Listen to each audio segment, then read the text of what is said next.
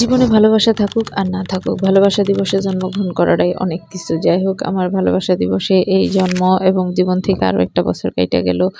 সকলে আমারে যারা উইশ করছেন এত ব্যস্ততার মাঝেও ভালোবাসা দিবস, পয়লা ফাল্গুন, তারপরে হচ্ছে গিয়ে শবে বরাত সবকিছু মিলায়ে সবাই অনেক ব্যস্ত ছিল। তারপরও যারা আসলে আমারে ভালোবাসে, আমার এই ভালোবাসার দিনটার কথা মনে রাখছেন, তাদের কাছে আমি অনেক কৃতজ্ঞ। বিভিন্নভাবে আমারে অনেকে উইশ করছেন। কারিনা তো কারিনার পরিবার নিয়ে আমার বাসায় এসে সারপ্রাইজ দিছে। কারিনার প্রতি আমি অনেক বেশি কৃতজ্ঞ। যাই হোক, অনেক বেশি ভালো লাগছে বিশেষ দিনটাকে বিশেষভাবে আমাকে সারপ্রাইজ দেওয়ার জন্য।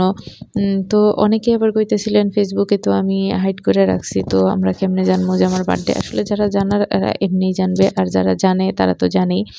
কিন্তু তারপরেও কিছু, কিছু মানুষের ব্যবহারে খুবই কষ্ট পাইছি যে কি কব, তারা তাদের প্রয়োজনের সময় আমারে আসমান থেকে প্রয়োজন হইলে টেনে নামাইয়া নিয়ে আসে। কিন্তু আসলে আমার যখন তাদের একটু উইশের দরকার বা তাদের উইশে আমার মনটা ভালো হয়ে যেত, তারা আসলে ভুলেই গেছে।